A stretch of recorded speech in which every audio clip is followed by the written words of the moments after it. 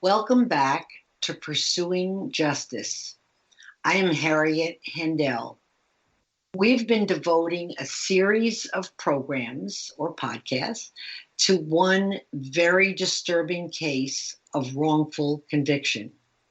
The case of an uncle and his nephew charged with a murder which took place in 1976.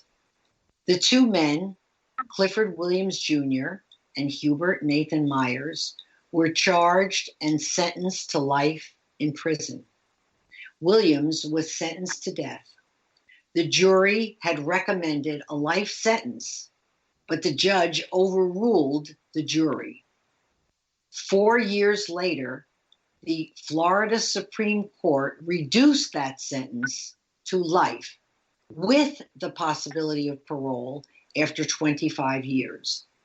There were appeals over time, but all were denied.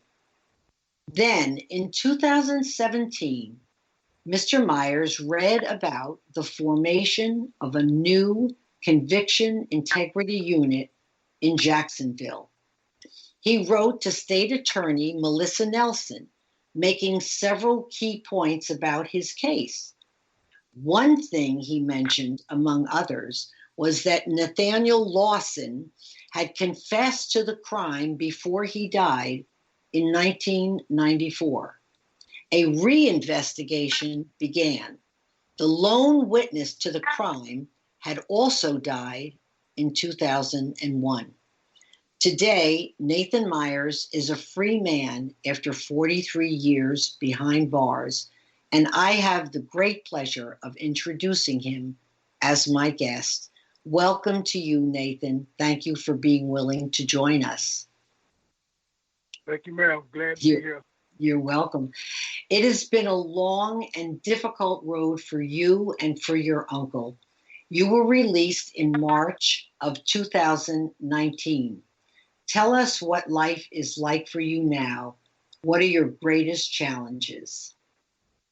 Well, my greatest challenges right now, really, I'm still trying to adjust to the society. You know, it's been 6 months now, and I'm still adjusting. I'm going to different places, trying to learn different spots in Orlando, Florida, where I live at now. I don't live in Jacksonville anymore. I'm with my wife there, and I'm searching for a job with the youth offender so that I can try to help them out to show them that doing crime is not good and how easy to get caught up in the system the same way that I did. You know, and try to teach them their education the best way to go. That's wonderful. Understand.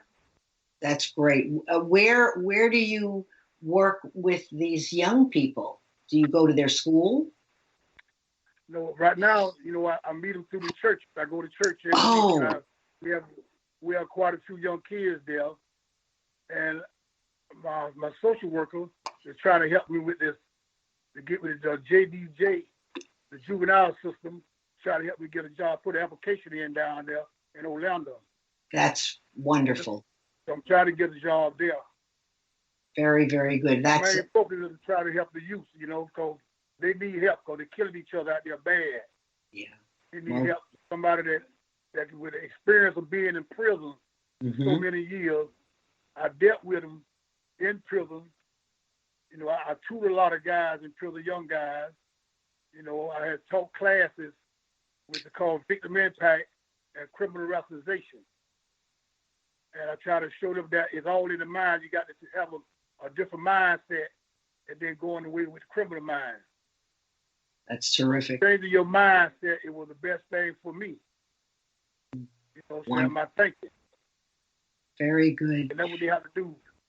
You know, like I say, everybody can teach you anything, but if you don't want to learn and understand what people are trying to give you, you'll never change. That's the biggest thing in life. You have to want to change. You know, some people want to straddle that line, and straddling that line is not good. You got to be on the right side. That's right. It's a great message. It's a great message. Now, you told the Florida Times Union that you are not bitter for what happened to you. Can you explain to our listening audience why that is so? Well, one of the reasons why, the main reason why, because my Lord and Savior Jesus Christ, I went to different religions when I was in prison. I started out in Islam, and I see that didn't help me. So I didn't really believe in man. So my root was Christianity with my family. So I went back there, and I started getting down on my knees and praying every day, reading my Bible, and seeing where that I must forgive just like I want to be forgiven. So with this prosecutor, Mr. Haynes Cox, I don't feel bitter for him because he was young himself when he prosecuted me. He was maybe about 4 or 5 years older than I was. And I knew he had a lot of pressure on him to get this conviction that he got. But he just went about the wrong way of getting it. So, like I was telling the Florida Time Union and my lawyer, I like to meet him. I like to talk to him sometime if he want to talk. But I don't have no bill against him. You know what I'm saying? I don't have nothing to say bad about him because he had a job. Yeah. He had pressure on him. Even though his witness lied on me so much, and he didn't investigate the case like he should investigate it. If he would have investigated the case before he locked me up or before he charged me to the grand jury, maybe we'd have found out that it wasn't true. Oh, maybe so. Real bad. I admire you for your attitude, feeling that you are not blaming anyone for what happened, even though there's blame to go around. That's for sure. But I think I've spoken to other exonerees at the Innocence Project of Florida, and many of them have the same attitude that you do. That one man, Jamie Bain, who spent 35 years in prison as an innocent man, he tells me that his mother said, look forward, don't turn around and look back. Look ahead and see what you can do up ahead. And I know Jamie's faith also pulled him through as it did for you. What else, what other kind of help have they given you since you got out? Well, they helped me to get things. They helped me, say as far as like a Walmart card. Oh, a gift card. Yeah, they help me get a card every month. That's and terrific.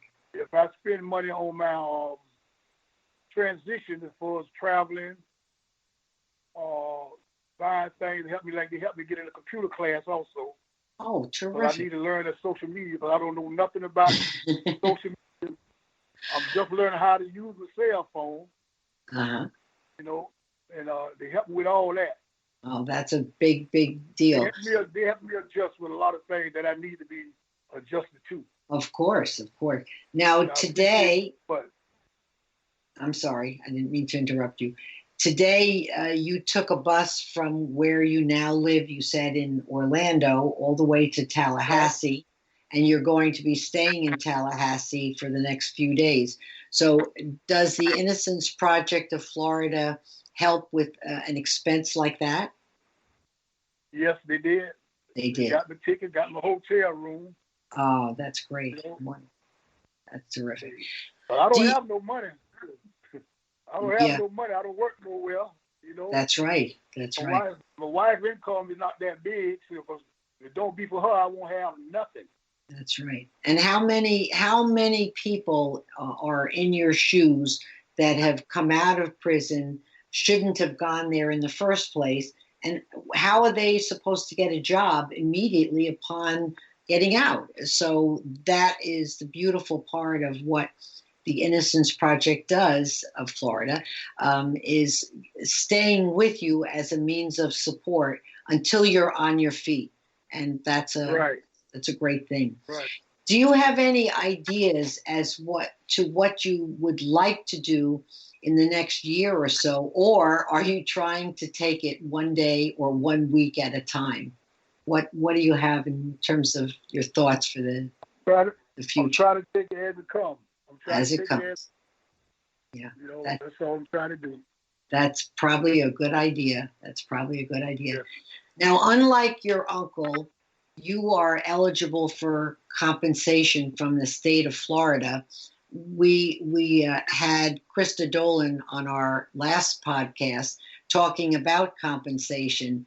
Can you, in your own words, explain what compensation means to you?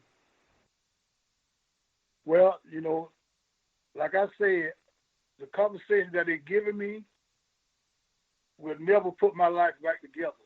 Right. Period. It'll help me, and I accept it, and I would try to live my life with it.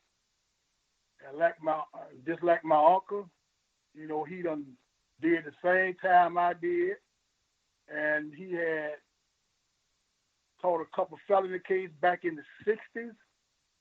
And they want to tell him he can't get nailed down for it, for doing all them years. I think that's injustice to him. He was in prison for so long, he had prostate cancer. Mm. He didn't know it. They didn't never tell him. He just got out of prison. 2 months later, he found out he had prostate cancer. But he never was told in prison. That's how bad it was for him. He's suffering now. And they say they're not going to compensate him. I don't think that's fair to him. No. Period. No, it's so the 43 years he did don't have nothing to do with 1968, 67. That's right. It's what he did now. He didn't do nothing. That's They're not right. going to pay him for that. Because if he would never came to prison, he might have never had prostate cancer. He may would have caught it earlier. It's very, very true. Very true. He lost his mother and father.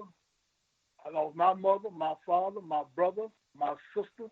I come out of prison with no one in my life but the lady that I married in 2005. She's been by my side ever since 1981. I met her in prison. Oh, my goodness. For her, I may have been homeless. That's incredible. I don't have nothing. See? How did you come to meet her, your wife? Well, I meet her through a mutual friend, and we started talking. And I got on my visiting list, and then we started getting together. And then I guess we fell in love. Ah, that's wonderful. Fell in love, but we didn't get married until 2005.